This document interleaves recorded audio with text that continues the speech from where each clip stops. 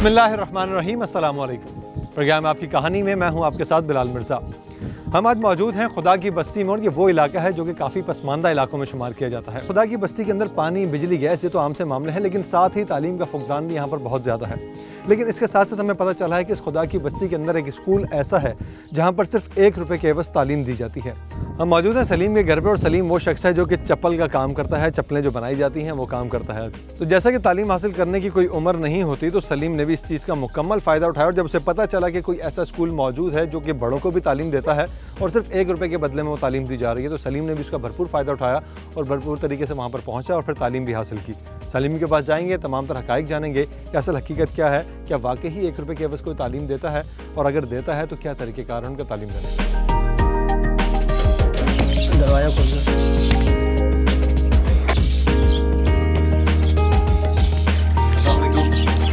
वालेकुम अस्सलाम। पहले सलीम साहब, ये हम जानना चाह रहे हैं कि आपने बताया था कि यहाँ पे कि स्कूल ऐसा जो सिर्फ 1 रुपये के बदले तालीम देता है। अमले दानिश स्कूल है। अच्छा, अमले दानिश स्कूल है, इसी एरिया के अंदर मौजूद है। खुदा की बस्ती स्कूल है। यार हमें तकरीबन यहाँ पे 5 साल हो गए। स्कूल तो पुराना ही है थोड़ा। अच्छा, स्कूल पुराना। हाँ, यहाँ आते ही बच्चों को वहाँ पे दाखिल करा देते। तो ये 1 रुपये सिर्फ कहने का उसका नाम है 1 रुपये फीस, या बाकी 1 रुपये फीस लेते हैं वो? नहीं, 1 रुपया इसलिए लेते हैं ना ताकि एक नामों के वह फीस लेते हैं। अच्छा, समझ गया ना। ठीक। बगैर फीस के कह नहीं सकते कि बगैर फीस के पढ़ा रहा है, इसलिए 1 रुपये लेना जायज़ है। अच्छा, 1 रुपये से फीस लेते हैं ताकि किसी की ताकि पता चले, हाँ, मजबूर ना हो, इसलिए वो 1 रुपये इसलिए लेते हैं। तो कैसा स्कूल है, वहाँ पे तालीम दी जाती है या फिर जो है खाली बस एक नाम का स्कूल है? नहीं, अच्छा स्कूल है, तालीम दी जाती है, बच्चे पढ़ रहे हैं मेरे। अच्छा, यहाँ के इलाके के 5-6 बच्चे जो है ना सब वहीं जाते हैं। अच्छा, 8 बच्चे हैं जो इस एरिया में ना सब वहीं जाते थे। आप उसी स्कूल में पढ़ने, आप भी गए थे पढ़ने? बड़ों को भी दी जाती है वहाँ पे? बड़े को तालीम फला का चलाया उन्होंने सिस्टम, तो उसमें सब बच्चे को एक बंदे को पढ़ा रहा है। जो बुजुर्ग है, सब बच्चे जो है वो हर एक को पढ़ा रहा है। जो किसी के वालिद जो स्कूल में किसी को पढ़ा रहे हैं, किसी न किसी को पढ़ा रहे हैं।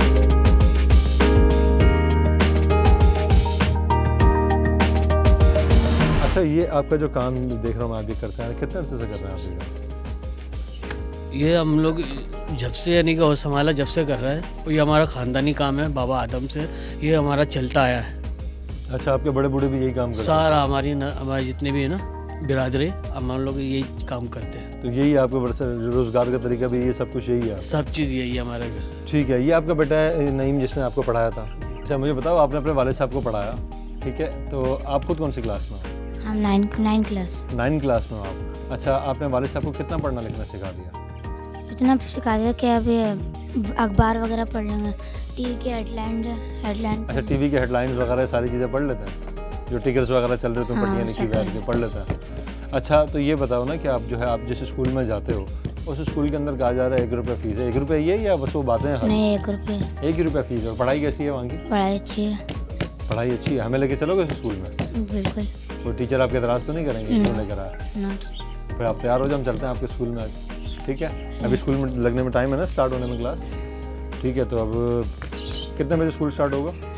1 बजे। 1 बजे स्टार्ट होगा ना, तो अभी है आधा घंटा, फटाफट रेडी हो जाओ, फिर हम लोग चलते हैं, ठीक है? जाओ, तैयार हो गया।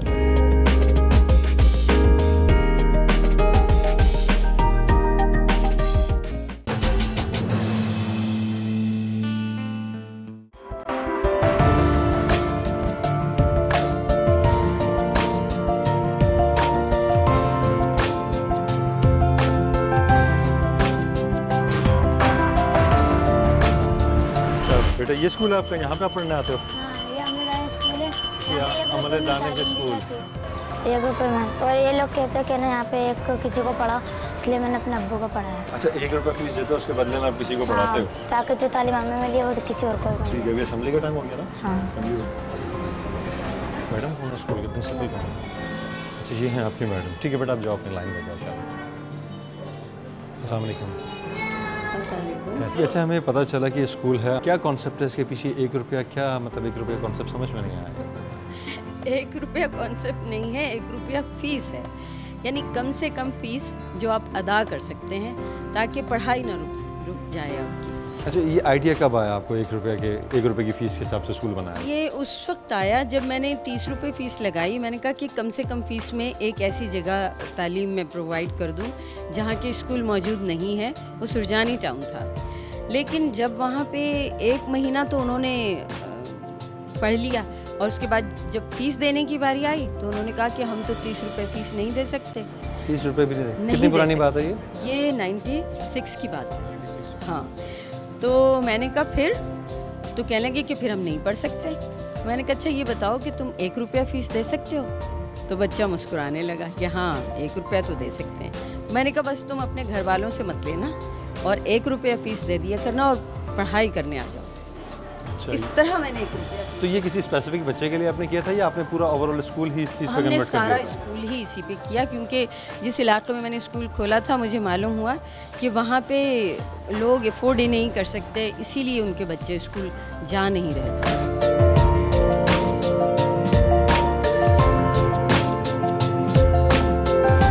आपने सोचा नहीं कि 1 रुपये फ़ीस पे किस तरीके से स्कूल चलेगा? ये कहने को तो अच्छा है कि भाई बंदे के अंदर लगन होती है, करता है, लेकिन करना आसान नहीं होता। लेकिन बस मुझे ख्वाहिश थी कि मैं अपनी ज़िंदगी में 100 बच्चों को पढ़ाती रहूं, तो मैंने कहा उनको मैं अफोर्ड कर लूँगी। ठीक है, तो ये 1996 से आपने शुरू किया और उसके बाद अब स्कूल में जो है कितनी चेंजिंग आई है, कहाँ अब तक तो गया? बहुत, एक तो 4-5 स्कूल बन गए, बल्कि 6 स्कूल थे जिनमें से आहिस्ता आहिस्ता मुझे 1-2 बंद करने पड़े, क्योंकि मैं खुद ही खर्चे बढ़ाती रही और खुद ही फिर कुछ उनको कम भी करती रही। कुछ लोग भी आते रहे साथ, डोनर्स भी आते रहे, कोई आता रहा जाता रहा और स्कूल ये बढ़ते रहे। और इस वक्त इतने बढ़ चुके हैं कि अब मेरी अपनी इनकम जो है इनके लिए कम पड़ रही है। अच्छा, एक वक्त था 96 की जब आप बात कर रही हैं, उस वक्त तो 1 रुपये आपने रखा, लेकिन इस दौर में आज जो 2016 है, 1 रुपये में मेरे ख्याल से कैंडी भी नहीं मिलती, तो अब कैसे इसको अफोर्ड किया जाता है, कैसे चलाया जाता है? नहीं, वो तो ऑब्वियसली फ़ीस तो इसका अफोर्डेबिलिटी है ही नहीं किसी तरह से भी, उस वक्त भी नहीं थी और अब भी नहीं है। ये तो ये है कि हम वो लोग जो कुछ बच्चों को पढ़ा सकते हैं, ये उनके लिए इनिशिएटिव है कि आप इन गरीब बच्चों को मेरे साथ मिलके पढ़ा दें। मैं तो पढ़ा ही रही हूँ। मकसद ये है कि पढ़ाना है बच्चों को। पढ़ाना है ताकि पढ़ जाएं, तो और क्या चाहिए? तालीम से बढ़ के और क्या है? ठीक है, अच्छा आप हमें स्कूल का विजिट करवाएंगे आज? प्लीज़।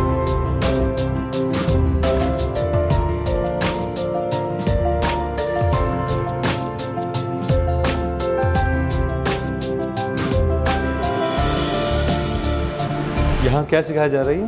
ये है कारचोबी। कारचोबी का काम, जिसे अड्डे का काम भी कहा जाता है। जी, इसे अड्डे का कहते हैं हम, ज़रा इसे तालीमी ज़बान में कारचोबी कहते हैं।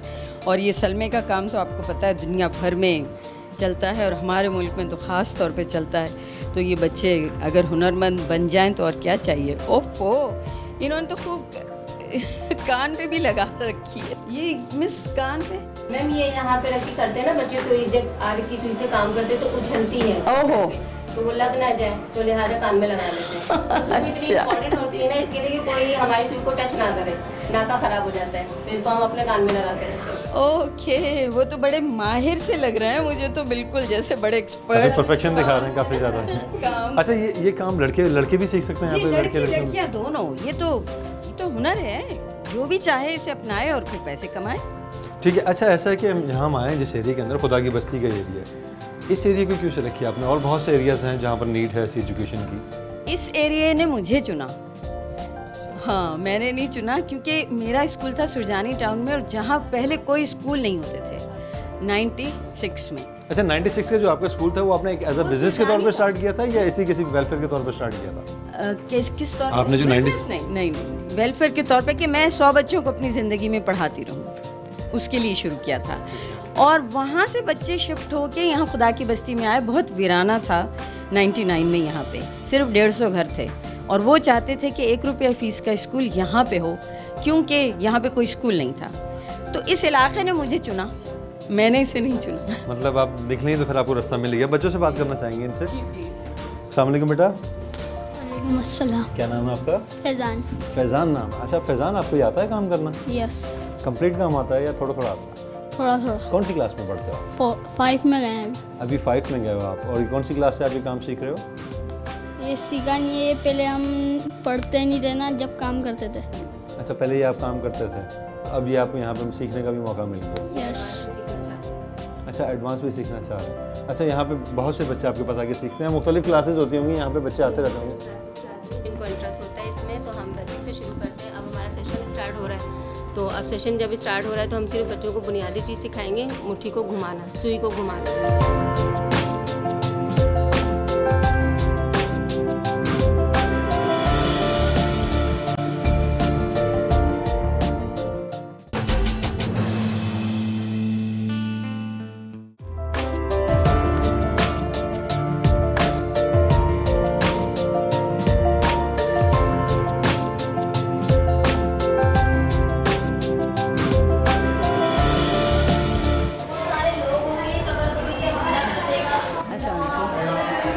अच्छा, नईम आपकी क्लास में पढ़ते हैं? कौन सी 8 क्लास है? नहीं, ये 9 क्लास। 9 क्लास है। अच्छा, नईम अभी 9 क्लास स्टार्ट हुई है अभी? 8 क्लास से आए हैं। ठीक है। अच्छा, नईम से हमारी मुलाकात हुई थी उनके घर पे, वो अपने वालिद साहब को उन्होंने सब कुछ सिखाया, पढ़ना लिखना। उसके बाद जो है कुछ पता चला कि वो जिस स्कूल में पढ़ते हैं वहाँ पे तालीम भी जो है 1 रुपये में दी जाती है। वो कहते हैं हमारी टीचर ने हमें बहुत कुछ समझाया, हमने वही अपने वालिद को ही पढ़ाया।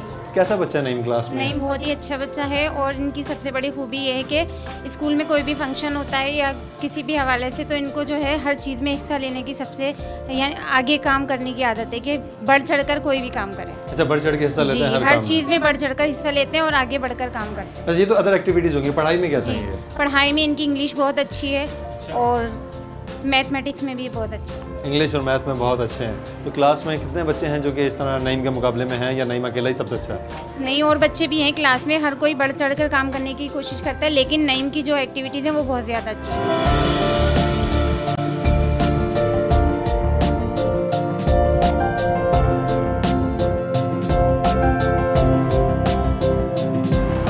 अच्छा, यही क्लास में अकेले यही है पार्टिसिपेट करने वाले? दानिश भी है, दानिश बहुत अच्छा नगमा पढ़ते हैं। अच्छा, जी।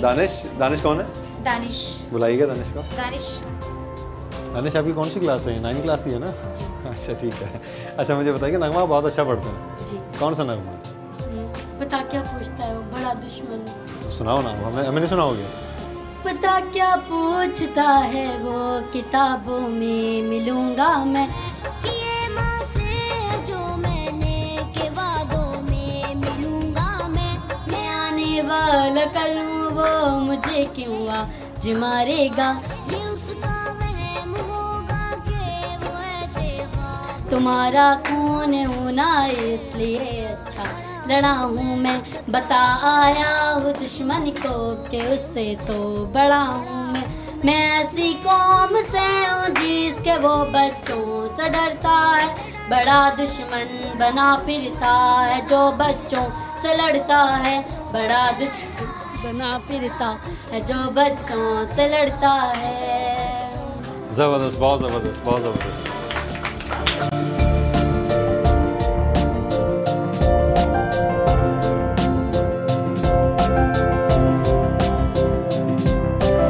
बच्चा जो हमारे साथ था नईम, हमने देखा पेरेंट्स को अपने पढ़ा रहा था, वो कहते हैं अगर मैं नहीं पढ़ाऊंगा तो मेरे मार्क्स जो हैं वो डिडक्ट हो जाएंगे। और हम यहाँ पर आए तो हमने बोर्ड पे भी देखा, बाहर हमारे दानिश के साथ लिखा हुआ है 4 डायमेंशन स्कूल सिस्टम में। क्या है ये?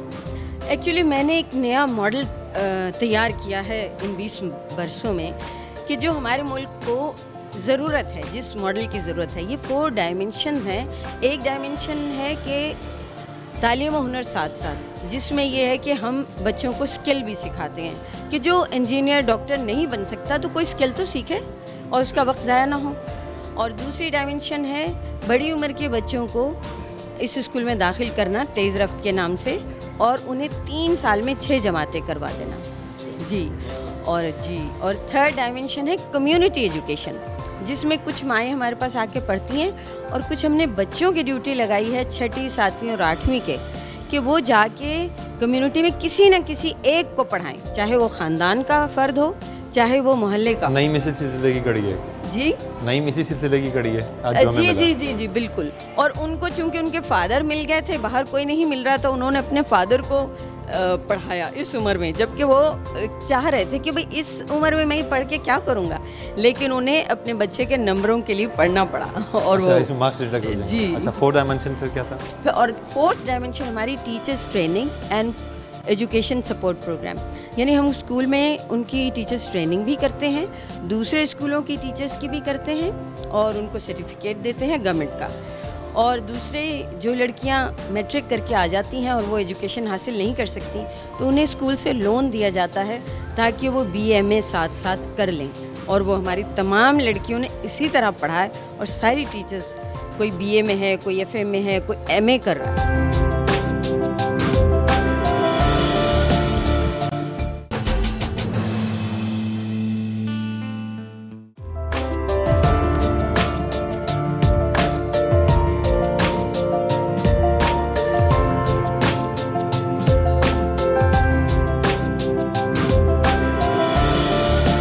ये गिनतार है। गिनतार क्या है और ये कब ईजाद हुआ? गिनतार है इसमें ना पहले ज़माने में गिनती करते थे। इसमें जैसे गिनतार, जिसे इंग्लिश में एबाकस कहते हैं। गिनतार एक मखसूस आला है जिसे गिनती और हिसाब किताब के लिए इस्तेमाल किया जाता है। पहले के लोग जैसे अब तो कैलकुलेटर है और जो इसमें पहले तो गिनती होती नहीं है तो उंगलियों पर करते, जैसे गिनतार है उस पर गिनती करते हैं। इसे ज़माना कदीम को कैलकुलेटर भी कहा जाता है, यानी कैलकुलेटर हो जाता है जैसे गिनतार गिनती का है। ये मकीने की आला है, एक फ्रेम पर मुश्तमिल होता है। ये फ्रेम है ना, जमा तफरीक जो भी करनी हो इसमें। अब भी जो माहिरीन इसका इस्तेमाल जानते हैं वो इसकी मदद से इतनी ही तेज़ी से हिसाब कर सकते हैं जितनी तेज़ी से कोई कैलकुलेटर के ज़रिए कर सकता है। अच्छा, आपको कैसा लगता है आपका बेटा जो है जब आपको आगे पढ़ाता है, कैसा लगता है? बहुत अच्छा लगता है, बहुत अच्छा लगता है। पढ़ा रहा है मेरे को और काफ़ी माशाल्लाह से काफ़ी सीख गया हूँ। क्योंकि अमूमन बच्चे ऐसे होते हैं, स्कूल जाते हैं, स्कूल से पढ़ के आगे होमवर्क कर लिया साइड में, लेकिन नहीं पढ़ाते हैं और ये आते ही मैं बस जिद करता अब पढ़ो। रात के टाइम भी पढ़ाता है मेरे को, जिद करता है, मैं बोलता हूँ मैं नहीं पढ़ रहा हूँ तो ज़बरदस्ती मेरे को पढ़ाता है। हो गया ये आपको पढ़ा रहा है तो इसके बीच में अब इसके दिल में ये लालच है कि मुझे मार्क्स मिलेंगे, कि मुझे इम्तिहानों में नंबर ज़्यादा मिलेगा, या फिर ये चाहता है कि अब मेरे अब्बू पढ़ जाएँ, कुछ समझ जाए इन चीज़ों को? नहीं, समझ भी जाए और ये मार्क्स जो ना ये भी कोशिश करता है ना कि वो भी तो मिले।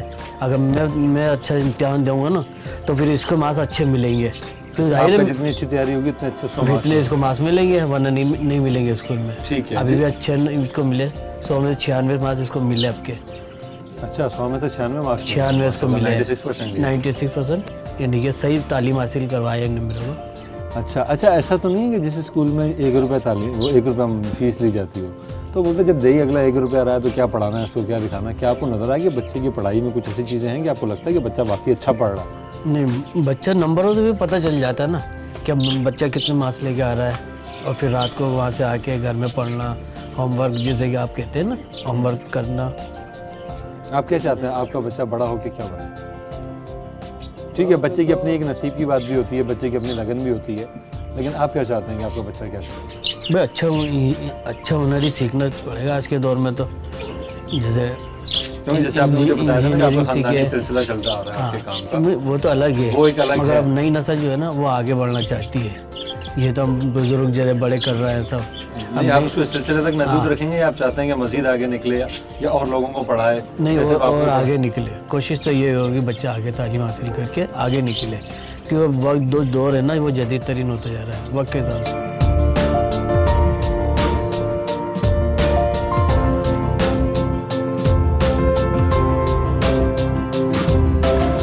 आपने बताया था कुछ टीचर ऐसी हैं जिन्होंने यहीं से एजुकेशन ली और उसके बाद यहीं पे वो टीचिंग भी कर रही हैं, टीचर ट्रेनिंग भी करती हैं, सब करती हैं। कौन सी टीचर हैं, उनसे मिलवाएंगे आप हमें? सबसे पहले तो ये 3 टीचर्स बैठी हुई सामने ही बैठी हैं जो बचपन से नर्सरी से तकरीबन हमारे पास पढ़ी हैं और यहाँ इन्होंने टीचर्स ट्रेनिंग भी हासिल की और उसके बाद फिर अब टीचिंग भी कर रही हैं और इन्होंने लोन लिया और एजुकेशन भी हासिल की। इन्होंने तो BA कर लिया है, आप इन्होंने इंटर कर लिया है और ये इंटर में हैं अभी और ये अभी ट्रेनिंग इनकी मुसलसल चलती रहती है।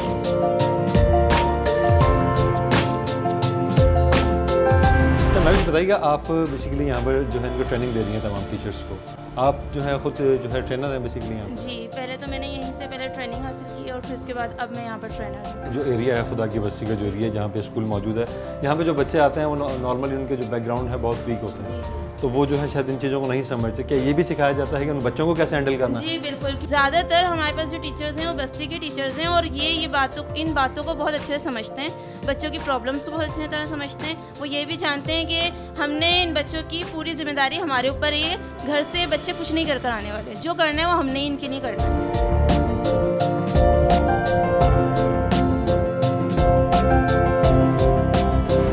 वैसे तो कहा जाता है कि सरकारी तौर पर हमारी जो हुकूमत है उसका फ़र्ज़ बनता है कि हमारे बच्चों को मुफ्त तालीम दे, कम से कम सेकेंडरी लेवल तक, प्राइमरी सेकेंडरी की तालीम मुफ्त दी जाए, लेकिन ऐसा होता नहीं है। गवर्नमेंट स्कूलों की हालत ऐसी है कि वहाँ तो पढ़ने जाएँ तो पढ़ता तो है नहीं बच्चा, बाज़ वक्त कहा यह जाता है कि वहाँ बच्चा बिगड़ के आ जाता है या स्कूल ही बंद रहता है। ऐसी चीज़ें देखने में आती हैं कि टीचर ही मौजूद नहीं होते, बहुत से इस तरह की चीज़ें सामने आ रही है बहुत से स्कूलों में। तो गवर्नमेंट की जो जिम्मेदारी है वो पूरी नहीं कर रही, लेकिन जो आम लोग हैं उन्होंने देखा हमारे माशरे को पढ़ने की ज़रूरत है, उन्होंने ये ले लिया। तो आप गवर्नमेंट से कुछ कहना चाहेंगे इस बार? गवर्नमेंट से बंदा क्या कहेगा, गवर्नमेंट तो सब अपनी अपनी, जैसे बड़े जो होते हैं इदारे वो अपने फंड लेके साइड हो जाते हैं, स्कूल खाली पड़े रहते हैं, टीचर होते नहीं है, मास्टर नहीं होते हैं।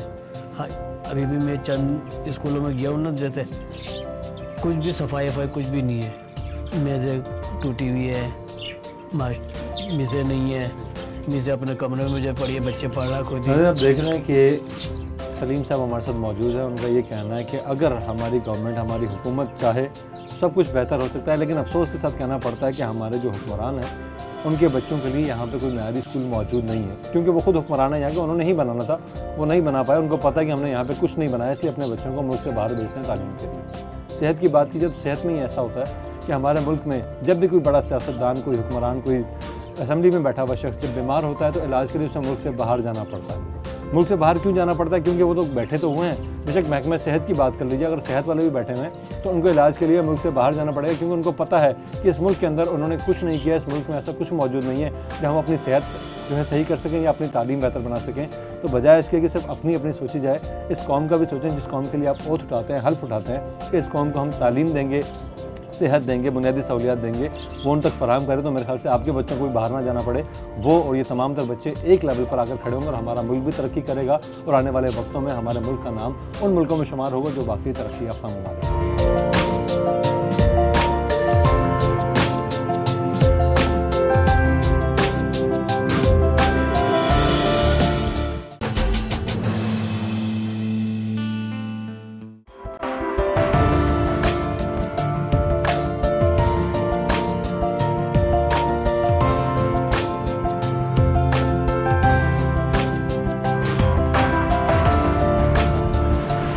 बहुत अच्छा लगा, पूरा दिन हम आपके साथ रहे और तमाम तरह एक्टिविटीज़ देखी, किस तरीके से स्कूल की एक्टिविटी चलती हैं, सब चीज़ें हैं यहाँ पे। खुदा की बस्ती आपने बताया कि आपने सेरिया ने आपको चुना यहाँ पे काम के, यहाँ पर आप पिछले तकरीबन 20 साल से यहाँ पर स्कूल चला रही हैं। क्या देखा यहाँ पे अभी इस इलाके के ड्रॉबैक्स क्या क्या है, इस इलाके में किन चीज़ों की ज़रूरत है? सबसे बड़ा मसला यहाँ पानी और बिजली का है। पानी, लोग जो कम और सस्ती बस्ती की वजह से यहाँ पे आए थे, लेकिन पानी ना होने की वजह से उन्हें वो महंगा पड़ जाता है, क्योंकि पानी ख़रीदना पड़ता है। और लाइट जब नहीं होती तो हम जो तालीमी काम कर रहे हैं वो भी हमारे सारे रुक जाते हैं। फ़ोटोकॉपीज़ नहीं हो सकती, जो लिखने पढ़ने का काम है, कंप्यूटर नहीं चल सकता, कितने मसले होते हैं, 6-6 दिन लाइट नहीं होती। इस एरिया के जो रहने वाले हैं, यहाँ की जो रिहायशी आबादी है, उनका पढ़ाई की तरफ रुझान के साथ तो इस एरिया में काफ़ी पुरानी है, आपको तो अंदाज़ा हो गया होगा कि उन लोगों का पढ़ाई की तरफ लगाव कितना है, जो दीगर एक्टिविटीज़ यहाँ पे जो बाकी 3 डायमेंशंस और चल रही हैं पढ़ाई के अलावा, उस तरफ लोगों का रुझान कैसा है यहाँ के? पढ़ाई की तरफ तो रुझान सबका इस वक्त मौजूद है, क्योंकि मीडिया ने दुनिया भर में एजुकेशन से मुतालिक, उसकी अहमियत से मुतालिक एक रोशनी तो दे दी है। और वैसे भी लोगों को पता चल गया है कि तालीम के रास्ते के सिवा कामयाबी का कोई रास्ता नहीं। चाहे कोई बिज़नेस करना हो, चाहे ठेला भी लगाना हो, तो आपको पता है कि बस का नंबर पढ़ना है तो जाना है। तो इसलिए तालीम में इंटरेस्ट तो उनका बहुत है, लेकिन कैसे हासिल किया जाए अपनी मुश्किलात को काबू करके, वो उनके लिए बहुत मुश्किल होता है। ठीक है, अच्छा, इस स्कूल के बच्चे जो हैं, उन बच्चों को आपने जो फ़ीस रखी गई, फ़ीस उनकी नॉर्मल थी 1 रुपया, ये 2 रुपये कब हो रही है? उससे तो कोई फ़र्क नहीं पड़ने वाला, अगर 2 भी हो जाएगी तो वो तो एक ही। नहीं तो कोई ऐसे इरादे हैं कि फीसिस को बढ़ाया जाएगा कि एक जो हमारे माशरे में एक ट्रेंड चल पड़ा है कि प्राइवेट स्कूल जो हैं फीसिस पे ध्यान होता है, मुख्तलिफ एक्टिविटीज़ उनकी होती हैं, उन एक्टिविटीज़ के हिसाब से वो पैसे लेते रहते हैं, आज फ़लान दिन है, आज फ़लान दिन। ऐसी एक्टिविटीज़ वगैरह कोई आप शुरू करेंगे कि ऐसी चीज़ें हैं, कमाने का मूड है इससे? ये हमारे लिए मुश्किल है क्योंकि हम तो उनकी ज़रूरत के मुताबिक ही काम कर रहे हैं, लेकिन जब ये होगा कि हम कोई बिज़नेस का स्कूल बनाएंगे तो हमें भी ये करना पड़ेगा। अच्छा, बिज़नेस स्कूल में ये चीज़ें ज़रूरी हैं? बिज़नेस स्कूल में, क्योंकि बिज़नेस नाम ही इसका है कि आप अगर कुछ स्टैंडर्ड बढ़ा रहे हैं, चीज़ बढ़ा रहे हैं, मैं उन पर मुझे कोई नाराज़गी नहीं है उनसे। मैं तो कहती हूँ कि जब वो पढ़ा रहे हैं कम से कम फीस लेके पढ़ा तो रहे हैं।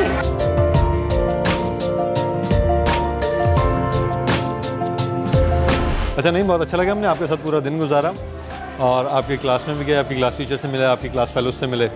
अब ये बताओ कि आपने अपने वालिद को भी पढ़ाया है, आप खुद भी पढ़ रहे हो माशाल्लाह। बड़े होके क्या बनना चाहते हो? बड़े होके सोचा नहीं कुछ। सोचा नहीं है अभी? नहीं। लेकिन देखो, आपके वालिद साहब जो हैं वो चप्पल का काम करते थे, ठीक है, जूते सिलाई का काम करते थे, तो आप क्या वही जूते सिलाई का काम करना चाहते हो या कुछ अच्छा करना चाहते हो? सबसे पहले जो खानदानी काम है वही, वो चप्पल सिलाई नहीं पूरी बनाते हैं, तो वही काम हम अच्छा, करेंगे पूरी ना। चप्पल बनाते हैं? हाँ, वही हम करेंगे आगे, जो फिर वो बाद में, वो बात का काम है। अच्छा, वो बात का काम, लेकिन आपके खानदानी काम है वो तो लाजमी सीखना है। अच्छा, वो काम भी सीखोगे हाँ। आप, अच्छी बात है, आपकी क्या हुनर भी सीखना चाहते हो, ठीक है। और पढ़ लिख के फिर आगे आप क्या बनना चाहते हो? आगे फिर आहिस्ता एक अपने वालिद साहब को पढ़ा दिए और भी किसी को पढ़ाओगे आप? वालिद साहब बस बाकायदा सब पढ़े, सबको पढ़ाओगे? पढ़े में सारे। अच्छा, नहीं, और घर के अलावा भी तो लोग हैं ना, आपको कोई ना कोई तो मिलेगा ना जिसको आपको पढ़ाना पड़ेगा? इसके अलावा तो कोई नहीं। अच्छा, अभी कोई भी नहीं। ठीक है, थैंक यू सो मच, बहुत शुक्रिया। नईम हमारे साथ मौजूद रहे। नाज़रीन, आपने देखा कि पूरा दिन नईम मौजूद रहे, हमने इनके घर पे भी विजिट किया, इनके वालिद साहब से मिले। इनके वालिद साहब जो एक पूरा हुनर है, जिनके पास एक पूरी चप्पल तैयार करते हैं, वो पूरा हुनर जो है उससे जो है वही जानते थे। नईम जब इस स्कूल में पढ़ने आया, जिसे 4 डायमेंशन स्कूल सिस्टम कहा जाता है, जब यहाँ पढ़ने के लिए आया, जिसकी फ़ीस सिर्फ 1 रुपये थी और बाकायदा यहाँ पर इस पढ़ाई के साथ साथ हुनर सिखाया जाता था, और एक शर्त बहुत अच्छी यहाँ पर रखी जाती थी, और शर्त ये है कि अगर आपने यहाँ पर पढ़ना है, अगर आप फ़ीस नहीं दे सकते तो आपको एक चीज़ उसके बदले में देनी पड़ेगी, वो ये है कि आपको किसी को पढ़ाना पड़ेगा, किसी को ख्वांदा बनाना होगा। आज के प्रोग्राम के हवाले से अपने फीडबैक से ज़रूर आगाह कीजिएगा। हमारा ईमेल एड्रेस है akk@dawnnews.tv, और अगर आप फेसबुक पर हमें ज्वाइन करना चाहते हैं और कुछ भी आज के प्रोग्राम के हवाले से बताना चाहते हैं तो फेसबुक पर हमारा पेज है, आपकी कहानी के नाम से उसे ज्वाइन कीजिए और अपनी राय से आगाह कीजिए। अगले प्रोग्राम में किसी नए मौजू के साथ दोबारा हाजिर होंगे, तब तक के लिए बिलाल मिर्ज़ा और आपकी कहानी की टीम को दीजिए इजाज़त। अल्लाह निगहबान, पाकिस्तान जिंदाबाद।